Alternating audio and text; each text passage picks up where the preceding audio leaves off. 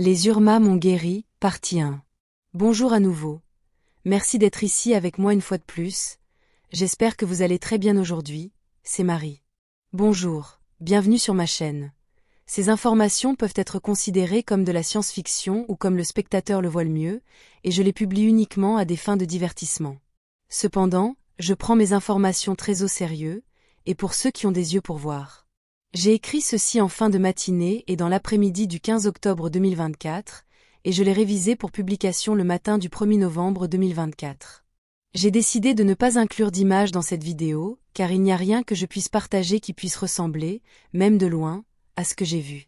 Je décide de faire confiance à mon pouvoir descriptif d'écriture car il est bien mieux que mon public utilise son imagination, ce qui serait une représentation beaucoup plus précise que toute image que je pourrais ajouter qui ne ferait que nuire à mon texte soigneusement écrit, et à mes meilleurs efforts descriptifs. Les Urma sont une espèce incroyablement impressionnante et imposante. Aucune image IA ennuyeuse et stupide ne peut leur rendre justice. Comme la plupart d'entre vous le savent, ma santé s'est détériorée ces derniers temps. Cela ne s'est pas amélioré et peut-être même que cela empire, car j'ai aussi d'autres problèmes qui peuvent être ou non liés à mon diabète de type 1, diagnostiqué, que le chirurgien de ce vaisseau, Sénétré, traite avec une capsule médicale sèche. Il semble que mon diabète et mes autres problèmes aient une forte composante éthérique. Je veux dire, venant du côté des esprits comme une attaque astrale élaborée. Je dis cela en sachant parfaitement qu'en fin de compte, toutes les maladies viennent ou sont générées du côté astral des choses, mais ces maladies que je traverse commencent à ressembler beaucoup plus à une attaque astrale générée de l'extérieur. En général, je me sens très faible et fatiguée en permanence. Ce matin, le 15 octobre, tôt, alors que je commençais ma journée, j'ai reçu un appel du pont de ce vaisseau spatial Sadikleya. C'était le roi Urmarour qui voulait me parler. Il a dit qu'étant bien conscient des problèmes de santé que je traverse et sachant qu'ils ont très probablement une genèse astrale, il m'a invité à une procédure de guérison Urma, à bord de son vaisseau spatial, l'Avian 1. Il m'a assuré qu'aucun mal ne me serait fait car ce n'était pas une procédure médicale traditionnelle, et qu'au minimum je me sentirais beaucoup mieux après, mais les Urma avaient l'intention de me nettoyer complètement de toutes les attaches astrales qui pourraient me nuire. Mais je devrais être là avec eux, réellement en leur compagnie, et ne pas utiliser de dispositifs technologiques tels qu'une présence à distance. Comme les Urma sont les alliés les plus proches des Tégétiens, j'ai accepté, même en sachant à quel point c'est extrêmement écrasant d'être en leur présence. Rour a dit qu'il enverrait une navette me chercher, avec mon ami tigre bien connu, Arichar, à bord pour me guider. J'ai donc informé mon équipage et mes amis Tégétiens, puis je suis allé dans ma chambre, et je me suis préparé pour mon court voyage vers le vaisseau Urma. J'ai enfilé une simple robe blanche de longueur moyenne, avec des chaussures à talons bas, ma cape violette et ma petite couronne diadème. Peu de temps après, une grande navette Urma, noir piano et dorée, s'est approchée du Sadikleya et a demandé l'autorisation d'atterrir dans le hangar principal. À ce moment-là, j'étais déjà dans le hangar avec mes gardes Shinonim et Ashmalim, en tenue de gala complète, cape, armure et tout. Les portes du hangar se sont ouvertes, et la très grande navette Urma noire et dorée a volé et s'est retournée, avec ses moteurs grondants et sifflants, puis elle a baissé son train d'atterrissage en descendant sur le pont et a ensuite ouvert sa rampe avant. Harry et 2 gardes lions sont descendus, également en tenue de gala féline complète, suivant un protocole strict. Je me suis approché d'Harry, je l'ai salué et lui ai donné une grande étreinte. J'avais l'impression d'embrasser un énorme pilier chaud recouvert d'un tapis rayé couleur tigre, pendant que ces 2 énormes gardes attendaient quelques pas en arrière. Harry m'a ensuite demandé de le suivre, mais alors que je marchais avec lui vers sa navette, il s'est soudainement retourné pour faire face à mes 4 gardes, il a levé sa patte énorme et a dit « Non ». Il a ensuite dit d'une voix profonde qui sonnait comme le tonnerre « Ce soin est uniquement pour Marie, et elle doit venir seule. Vous ne pouvez pas la suivre ». Mes gardes ont commencé à expliquer qu'ils ne pouvaient pas laisser leur reine seule et que cela serait extrêmement contraire au protocole. La reine ne doit jamais être laissée seule. Harry a répondu avec un grognement profond, « Pas cette fois, vous ne pouvez pas suivre, vous devez nous faire confiance. Vous nous connaissez, et vous savez que nous ne pourrions pas être plus loyaux. Vous devez la laisser venir avec nous, seule, sinon elle ne survivra peut-être pas à ce qui la tourmente. » Je me suis retourné, et calmement ordonné à mes gardes de se retirer, leur disant que tout irait bien. Mes 4 gardes ont posé les crosses de leurs fusils d'assaut automatiques sur le sol, tandis qu'Harry me demandait de prendre sa main. Mais sa main était si grande que tout ce que je pouvais prendre avec la mienne, c'était un seul de ses doigts rayés. Je me sentais si petite à côté d'Harry, qui mesure plus de 3 mètres de haut. Nous sommes entrés dans la grande navette, qui était très sombre à l'intérieur, et il m'a assis sur un siège Urma, ce qui m'a donné l'impression d'être une enfant de 3 ans, assise dans la voiture de ma mère sans siège bébé, d'autant plus que mes pieds étaient loin de toucher le sol. J'ai également trouvé cela assez inconfortable car il y avait un grand trou à l'arrière du siège, et j'avais l'impression que j'allais tomber à travers. C'est fait pour qu'un grand chat puisse accueillir sa queue. Je ne peux pas nier qu'à ce moment-là j'ai commencé à ressentir de la peur, surtout lorsque la navette a décollé et est sortie du Sadiq Leia. J'ai regardé par la longue fenêtre de la navette Urma et j'ai vu mon vaisseau blanc, le Sadiq Leia, et ses 2 destroyers escortes devenir de plus en plus petits, paraissant si insignifiants, jusqu'à ce que tout ce que je pouvais voir d'eux était leurs lumières stroboscopiques occasionnelles contre l'obscurité de l'espace. Moins de 10 minutes plus tard, le majestueux vaisseau amiral Urma, l'Avian 1, est apparu, et est devenu de plus en plus grand devant nous, à mesure que nous approchions. Alors que nous nous rapprochions beaucoup et que nous étions à côté du vaisseau amiral Urma, tout ce que je pouvais voir était un immense mur de titane polymorphe argenté et gris, s'étendant indéfiniment dans toutes les directions que je pouvais voir. Ces énormes portes de hangar sur le côté se sont ouvertes et notre navette noire est entrée. Dès qu'elle a atterri, je suis descendu de l'énorme siège, j'ai sauté sur le sol et j'ai marché avec Harry en descendant la rampe, en tenant son petit doigt. C'était la toute première fois que j'étais sur un vaisseau spatial Urma, et sans technologie de présence à distance. Même l'air était différent, c'était plus lourd à respirer, et ça sentait, le chat. Les chats n'ont pas d'odeur, c'est une odeur difficile à décrire, c'est simplement quelque chose qui vous dit qu'il y a des chats autour de vous. Alors que nous descendions, j'ai pu voir le roi Rour, le lion blanc, en personne, qui m'attendait, à quelques mètres seulement. Il avait également 2 autres lions inconnus de chaque côté, et un énorme tigre blanc vêtu d'une armure argentée et d'une robe blanche au bord doré. Ce grand tigre blanc était incroyablement impressionnant, car il était le plus large, le plus grand et le plus intimidant Urma que j'ai jamais vu. Il avait l'air mature, aguerri et expérimenté, dominant juste au-dessus de moi à près de 3 mètres et demi de haut, et incroyablement musclé. Je ne pouvais même pas soutenir son regard, à cause de son expression faciale puissante, d'autant plus qu'il avait un œil jaune et l'autre bleu clair, ce qui ajoutait à sa posture impressionnante. Ce n'est que plusieurs jours après ma forte expérience avec eux que j'ai appris qu'il n'était autre que le redouté et respecté, légendaire général Urma, Korakas, ministre de la Défense du roi Rour, et chef de ses forces armées. Rien qu'en regardant ces énormes chats, on peut sentir ses genoux trembler et flancher, même en sachant qu'ils sont amicaux. Pas étonnant que personne ne veuille les embêter. J'ai regardé autour de moi et tout était si incroyablement grand, aucun mot ne suffit. Et si élaboré, si orné, tout avait des images félines sculptées dessus, même les simples escaliers en métal dans le hangar avaient des lignes de pattes et de visages de chats, et tout était orné de rayures de tigre ou de taches de léopard. Les côtés des murs avaient une bande de métal au centre avec des empreintes de pattes gravées entourant des crânes de félins et des rayures de tigre. Tout là-bas est si incroyablement grand. Je ne peux pas nier que j'ai commencé à trembler de peur, et j'ai commencé à avoir très froid, même si tout leur visage était si gentil et aimant. Je me sentais si incroyablement inoffensive et petite à côté d'eux. J'ai marché avec eux jusqu'à un ascenseur, qui a commencé à nous descendre profondément dans les entrailles de l'un des vaisseaux spatiaux Urma les plus puissants jamais construits, et leur vaisseau amiral. L'ascenseur était noir, avec des bords dorés ornés, et lorsqu'il s'est arrêté, nous avons marché dans un couloir, qui m'a une fois de plus impressionné en raison de son échelle incroyablement grande, et avec des ornements partout, où même les lumières de chaque côté imitaient les torches et du feu. Le couloir avait des murs arrondis avec des piliers dorés et incurvés de chaque côté, me donnant l'impression de marcher dans une cage thoracique. Mais je sentais que tout l'endroit était construit à leur échelle, pas à la mienne, donc je me sentais tellement incroyablement petite là-bas, et j'insiste, à ce moment-là j'avais très peur et je voulais m'enfuir. Mais pour aller où? Le passage débouchait sur une très grande salle ovale sombre, avec quelques marches vers le bas. Ces nombreux piliers avaient la forme de chats allongés, avec des pattes félines en bas, et leur tête au-dessus se cambrant tandis que le plafond courbait, le tout en or, avec un fond de velours noir recouvrant les murs. À l'arrière de cette très grande salle, il y avait une gigantesque statue de couleur acier sombre d'un roi Urma assis sur son trône.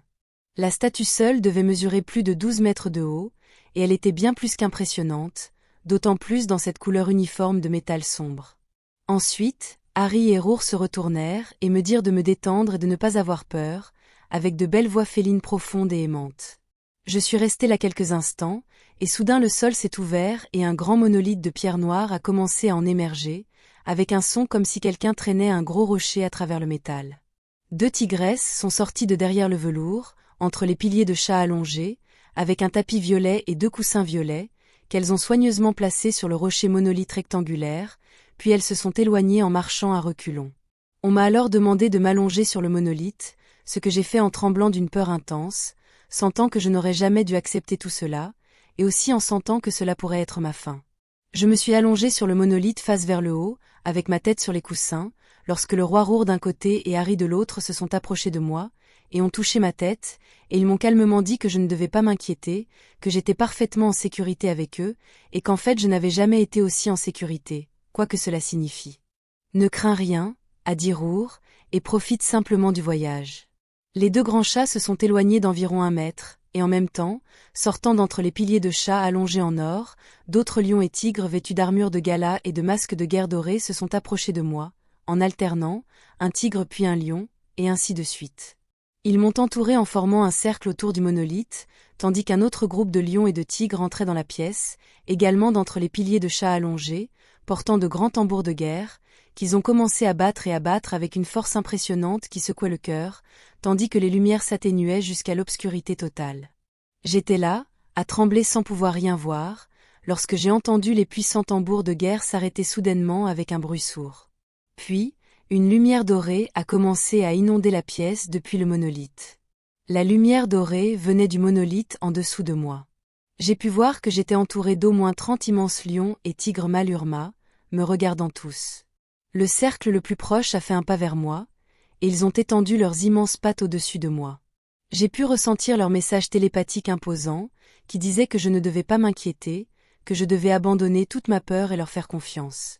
Difficile à faire alors que je me sentais comme une créature infiniment fragile, entourée de nombreux prédateurs alpha, et on ne sait où, dans les entrailles de leurs vaisseaux spatiaux. Tous les Urma qui étaient les plus proches de moi ont sorti un sceptre. Ils en avaient tous un identique. Il était long et fait d'or massif, et il était également en forme de chat allongé, avec 4 pattes en bas, et une tête de lion rugissant en haut. Ils me les ont présentés, ou moi au sceptre, pour dire mieux, comme s'ils voulaient que les lions au sommet des sceptres me regardent, puis ils les ont éloignés et ont commencé à frapper le sol avec, tout en chantant quelque chose dans une langue ancienne Urma avec leur voix tonitruante. Ils ont frappé le sceptre et l'ont retourné, puis l'ont frappé à nouveau et l'ont retourné une fois de plus, et c'est là que j'ai remarqué qu'à l'arrière de la tête de lion des sceptres se trouvait le visage d'un crâne de lion. Ils ont continué à chanter et à fredonner avec leur voix profonde en langue Urma, tandis que les tambours recommençaient à battre avec un magnifique rythme de guerre profond mais intimidant. Ils ont continué à frapper les sceptres sur le sol et à les tourner à chaque fois, de sorte qu'une fois le lion rugissant vivant me faisait face, et la fois suivante c'était le crâne de lion qui le faisait. Cela représentait la dualité de la vie et de la mort, je suppose. Ensuite, la lumière dorée a légèrement diminué, et les tambours se sont arrêtés. Toute la pièce a commencé à se remplir d'une brume blanche, et je ne savais pas d'où elle venait. Ensuite, Rour le roi Urma a commencé à rugir avec toute sa puissance, et il a été immédiatement suivi par tous les autres lions et tigres dans la pièce, tous rugissant de toute leur force, formant un son de puissance féline ultra impressionnant et intimidant qui résonna dans la grande chambre ovale. Ensuite, Rour, le roi, rugit fortement 3 fois consécutives, et tous les autres s'arrêtèrent, et le silence revint dans la chambre. Et puis j'ai commencé à ressentir une sensation de vibration apaisante, très agréable, et j'ai pensé que c'était des fréquences de guérison provenant du genre de machine monolithique sur laquelle j'étais allongé, mais j'avais tort. Il m'est soudain venu à l'esprit que la vibration super agréable qui m'entourait venait des chats Urma eux-mêmes, pas d'une machine. Ils ronronnaient, ou fredonnaient tous si profondément que c'était comme ronronner, dont je ne sais pas s'il y a une différence. Et j'ai été soudainement envahi, complètement submergé par toutes sortes d'émotions, et j'ai commencé à pleurer et pleurer, et pleurer, mes yeux remplis de larmes, comme je n'avais pas pleuré depuis des années et des années.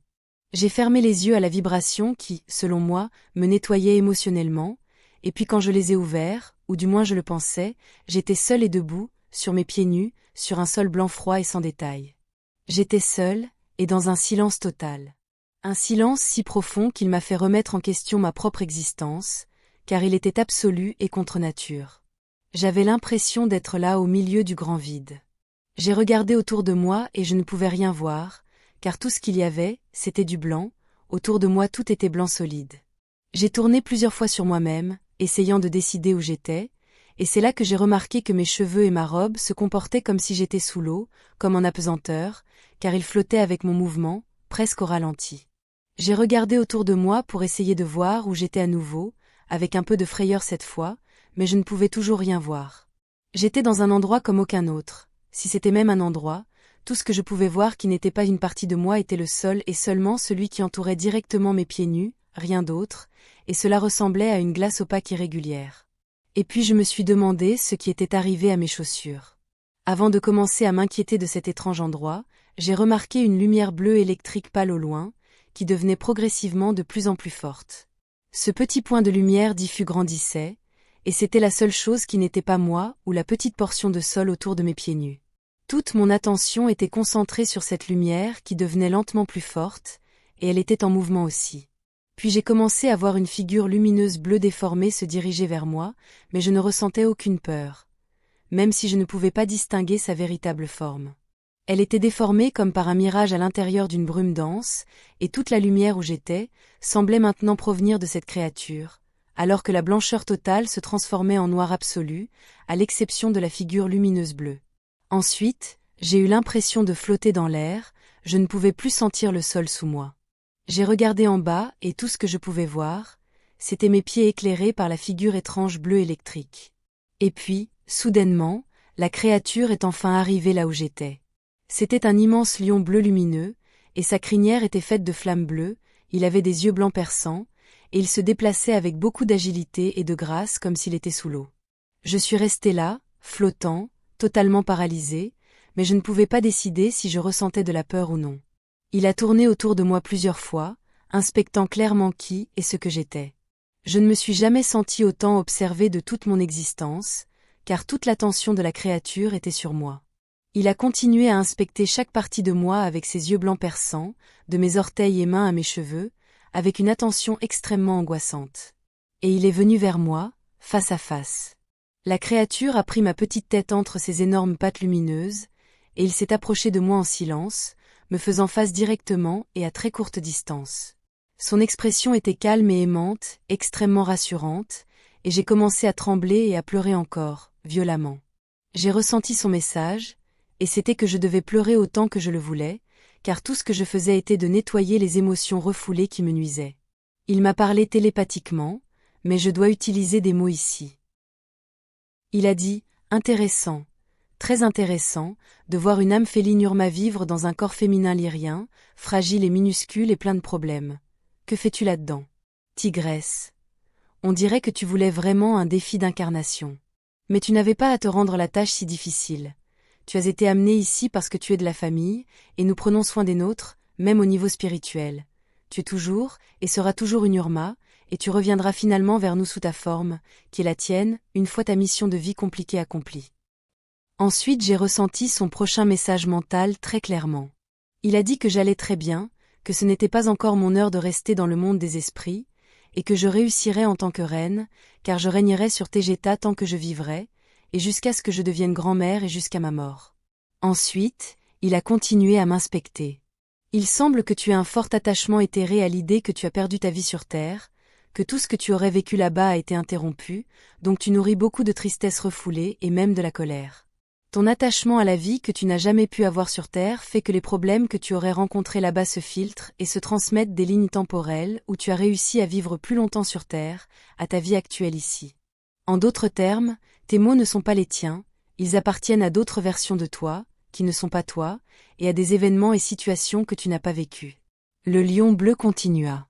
Tu devrais t'éloigner de l'idée que ta vie sur Terre aurait été meilleure, plus paisible, et plus facile que la vie que tu as aujourd'hui, car ta mission de vie n'a jamais été de rester longtemps sur Terre, elle était toujours destinée à être vécue ici. Tu es également plein de ressentiment parce que tu as perdu ta mère, et tu t'en veux profondément, mais les choses se sont passées comme elles l'ont fait pour une raison, et cela ne pouvait pas se passer autrement. Tu devrais t'éloigner de toutes ces pensées et attachements, maintenant que je viens de couper tous tes cordons d'attachement aux choses nuisibles et aux événements provenant d'autres lignes temporelles. Le lion bleu continua télépathiquement, ce qui se passe dans d'autres lignes temporelles ne te concerne pas, ne porte pas de poids qui ne t'appartienne pas. J'ai alors reconnu qui il était, c'était le même lion que la gigantesque sculpture de métal sombre au centre de la salle ovale de l'urne dans laquelle j'étais, si j'étais effectivement toujours là, car je ne pouvais voir rien d'autre que le magnifique lion bleu lumineux avec sa crinière en feu. Ce doit être l'esprit d'un ancien roi Urma. Qui est ce lion bleu éthérique? Je me demandais, en continuant de pleurer, commençant également à sentir que le chat cosmique était en effet une entité réelle après tout. Et je ne peux pas m'arrêter de pleurer et de pleurer en écrivant ces mots. Alors que je fermais brièvement les yeux en pleurant, je ne savais pas où était parti le lion bleu avec sa crinière en feu, car j'étais à nouveau seul là-bas, et par terre, et encore une fois je ne pouvais rien voir autour de moi, rien, j'étais complètement entouré par une lumière blanche brumeuse, et j'ai remarqué que même ma robe bougeait comme si j'étais à nouveau sous l'eau, mais je pouvais respirer. Et je suis resté là en silence complet, en me retournant pour essayer de voir où j'étais, quand j'ai remarqué un chat jaune à quelques mètres de moi, un de ces chats classiques rayés orange. Le chat était allongé sur le ventre, avec ses pattes avant repliées vers l'intérieur, et me regardait directement. J'ai dit bonjour petit chat, et il a répondu avec un petit miaulement, ouvrant sa petite bouche rose. Je me suis approché du chat jaune, et il s'est levé et s'est éloigné de moi juste un peu, de sorte que je ne pouvais pas le toucher, et s'est retourné pour me regarder une fois de plus. Je me suis approché du chat orange à nouveau, et il a commencé à s'éloigner avec sa queue dressée en forme de crochet comme tous les chats le font, puis il s'est retourné pour voir si je le suivais. D'accord, j'ai compris, il voulait que je le suive, et c'est ce que j'ai fait, j'ai commencé à marcher avec le chat, à environ 2 ou 3 mètres derrière lui, et puis la lumière blanche a lentement commencé à se dissiper, et soudainement j'ai pu commencer à voir où j'étais à nouveau. La brume a commencé à se dissiper pour révéler que j'étais allongé sur un lit médical dans Sadikleya, dans la salle de réveil une fois de plus, regardant la pièce blanche et ennuyeuse en forme de boîte dans l'infirmerie, et ses bouches d'aération rectangulaires, si différentes des Urma. J'ai entendu un bip électronique et j'ai réalisé que j'étais de retour sur mon vaisseau, et que ce son alertait tout le monde que je m'étais réveillé. Je ne sais pas ce qui s'est passé, et quoi penser de tout cela, car je n'ai pas parlé aux Urma depuis cet événement, mais évidemment cela vient juste de se produire. Je suis profondément bouleversée et je ne peux pas m'arrêter de pleurer. Je sens que cela a changé dans ma vie, même quand je pensais connaître l'astral. Je ne sais pas qui ou ce que ce lion bleu enflammait, mais il semble que je me suis retrouvée face à face directement avec le chat cosmique. Je ne sais pas. Je me sens sans énergie et épuisée, surtout émotionnellement. Je ne sais pas ce que j'ai traversé. Tant de questions, si peu de réponses. Tout ce que l'on m'a dit, c'est que les Urma avaient ramené mon corps inconscient au Sadikleya après que, quoi que c'était, soit terminé, et ils ont dit que je devrais être autorisée à dormir autant que nécessaire, et que je me réveillerais. Ok. Je voulais que plusieurs jours s'écoulent avant d'écrire cette vidéo avec les conséquences, et les conclusions de ma forte expérience avec les Urma au petit matin du 15 octobre 2024. Cela fait exactement 22 jours maintenant, et je pense que cela a été plus que suffisant pour tirer quelques conclusions. Cette expérience forte et bouleversante, au point de changer ma vie, que j'ai vécue avec les Urma n'est pas pour tout le monde, c'est pourquoi j'étais assez réticente à la publier, du moins jusqu'à ce que l'expérience elle-même ait mûri dans mon esprit et dans ma persona. J'ai dû réfléchir aux conséquences d'une telle publication, mais de toute façon, il ne s'agit pas d'une chaîne YouTube normale. C'est aussi la raison pour laquelle il s'est écoulé tant de jours entre le jour de mon expérience, le 15 octobre, et le jour où j'ai publié les vidéos à ce sujet. Bien que pour les humains sur Terre, ce que les Urma m'ont fait était un rituel, je ne suis pas du tout d'accord avec ce terme car je le vois chargé de choses terribles de la Kabbale, ou du moins d'invocations de choses qui ne sont pas bonnes. Restons-en là. Mais il n'y a pas d'autre mot sur Terre pour décrire ce qui s'est passé là-bas, je le sais. Les Urma ne sont pas lyriens, ils sont félins, et donc leur conception de la réalité diffère beaucoup de la nôtre, encore plus de celle des humains de la Terre. Leur champ de perception de la réalité quotidienne, tel qu'ils l'aperçoivent avec leurs sens corporels normaux, est beaucoup plus large, ce qui signifie qu'il inclut des aspects que nous considérons comme appartenant aux royaumes astraux, alors que pour eux, ces aspects ne sont que la réalité objective et dure la plus normale. Cela signifie que la façon dont nous définissons le monde des vivants, en tant que lyriens, diffère beaucoup de la façon dont les Urma le décriraient, et nous n'en avons que certains aspects qui se chevauchent et sur lesquels nous sommes d'accord, même si nous sommes deux espèces différentes. D'après notre compréhension et notre point de vue de lyrien, les Urma sont beaucoup plus spirituels et éthériques, vivant physiquement, au moins partiellement, dans ce que nous appelons le monde des esprits, qui n'est pour eux qu'une partie de la vie de tous les jours. Une chose qui les caractérise beaucoup est que vous ne pouvez presque pas leur demander de l'aide, ils doivent venir à vous, surtout pour ce genre de choses. Je n'ai pas demandé d'aide, ce sont eux qui m'ont invité, peut-être parce qu'il était dans leur intérêt que je guérisse de ce qui me faisait souffrir. Comme ils l'ont dit, je suis censée faire partie de la famille, parce que je suis une âme Urma dans un corps lyrien, ce que je savais bien avant cet incident. Je suis une graine d'étoile Urma dans un corps tégétien, lyrien, et cela m'amène à dire quelque chose d'important. Les graines d'étoiles ne sont pas quelque chose qui se produit uniquement sur Terre, car cela fait partie de l'immigration naturelle des âmes qui vivent expérience après expérience dans d'innombrables civilisations et races génétiques partout dans l'univers. Pourtant, aujourd'hui, je suis lyrienne, je suis humaine, et cela ne me pose aucun problème. Je suis heureuse dans cette peau, à l'exception de l'ensemble des maladies que j'ai accumulées, mais c'est une autre histoire. On dirait que les Urmas m'ont emmenée dans une sorte de chambre d'invocation où ils parlent à leur guide spirituel, ou quel que soit le nom qu'ils leur donnent. Ils ont réussi à me faire entrer dans une forte transe qu'ils ont provoquée en utilisant leur son naturel, ce qui signifie qu'ils n'ont utilisé aucun type de technologie, ils l'ont fait comme ils le font depuis des milliers d'années, ou peut-être même plus, à l'ancienne, de manière naturelle. Je crois maintenant que ce que j'ai vu durant cette transe était au moins partiellement mon interprétation de cet être. Par exemple, comme l'a fait remarquer l'un de mes amis, le lion éthérique était bleu électrique, ce qui se trouve être ma couleur préférée. Bien que je n'ai pas vraiment de couleur préférée, car cela dépend de l'objet, de la chose, de la créature ou de quoi que ce soit sur lequel elle se trouve, donc je les aime toutes et elles sont toutes complémentaires dans mon esprit. Ensuite, l'interprétation et le nom même que j'ai utilisé encore et encore, le chat cosmique, sont encore les miens, car j'aime le concept, et pour moi, ce que j'ai vu pendant que j'étais dans l'astral était en effet un chat cosmique, ou le chat cosmique, bien que les Urmas n'aient pas un tel concept. Il semble que l'esprit des Urmas ait ouvert mon inconscient, qu'il ait tout lu et qu'il me l'ait exposé. Et ce qu'il m'a fait voir est tout à fait dans la lignée de la façon dont le diabète est interprété ésotériquement sur Terre, et c'est comme une forte culpabilité qui manifeste une incapacité à profiter des bonnes choses de la vie. Un fort sentiment que je ne mérite pas de profiter pleinement de la douceur de la vie, ce qui se traduit par bien d'autres choses que l'incapacité de manger des bonbons. Dans mon cas, cela venait du fort complexe de culpabilité que je ressentais pour avoir perdu ma mère, et ma vie sur Terre dont je profitais, parce que je sentais que j'avais mal agi et que j'avais commis une horrible erreur, et que j'appréciais effectivement la vie sur Terre. J'en veux pour preuve les centaines de photos que j'ai encore, où je suis toujours souriante et où je ris, avec ma mère qui n'est jamais loin de moi. En ce qui concerne l'horrible erreur que j'ai commise, pour ceux qui ne savent pas de quoi je parle, en quelques mots, j'ai été assez stupide pour jouer au héros quand j'avais 13 ans, et prendre un vaisseau spatial pour sauter dans le temps de manière irresponsable, car je n'avais aucune idée de ce que j'étais en train de faire. Tout ce que je savais, c'était comment appuyer sur les boutons que j'avais vu ma mère actionner auparavant, alors essentiellement je me suis perdue et je n'ai plus jamais revu ma mère et mon monde. La rencontre avec le guide spirituel Urma, avec ce que j'appellerai toujours le chat cosmique, m'a fait comprendre la genèse de mon problème de santé, car il a exposé en détail ce qu'il y avait dans mon inconscient. 22 jours après cet incident avec le chat cosmique, mon diabète de type 1 a disparu, comme s'il n'avait jamais existé, au point où je peux me gaver de chocolat et que ma glycémie revient à la normale quelques heures plus tard. Pourtant, je suis parfaitement consciente du fonctionnement des cellules et des dommages que le sucre leur cause.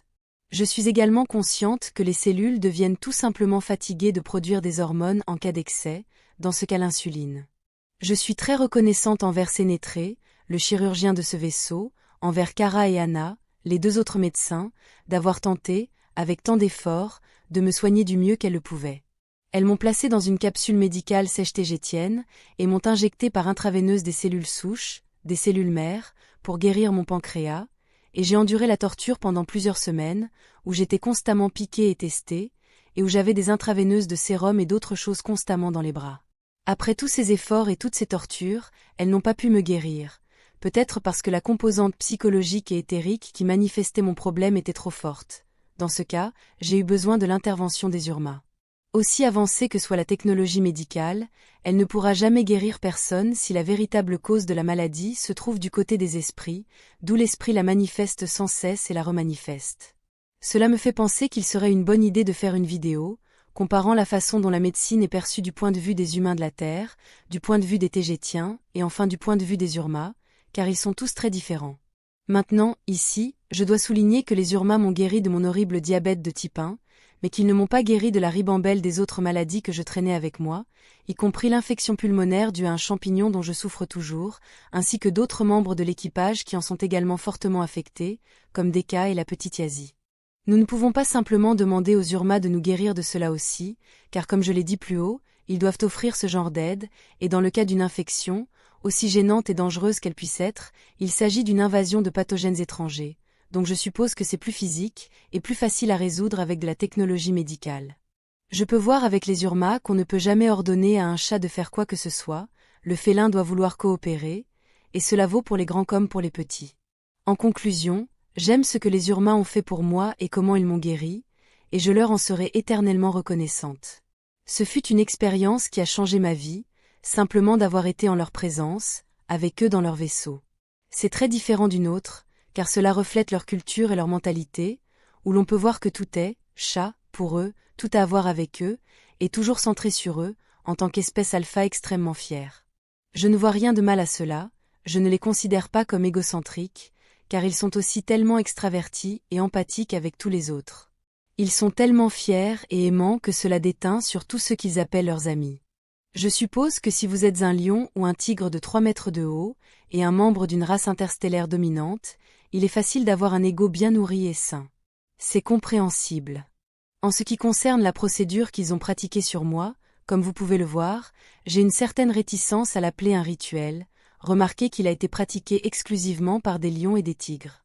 C'était une démonstration de puissance, où ils voulaient ou avaient besoin, que les 2 plus grandes et plus fortes sous-espèces d'Urma soient présentes.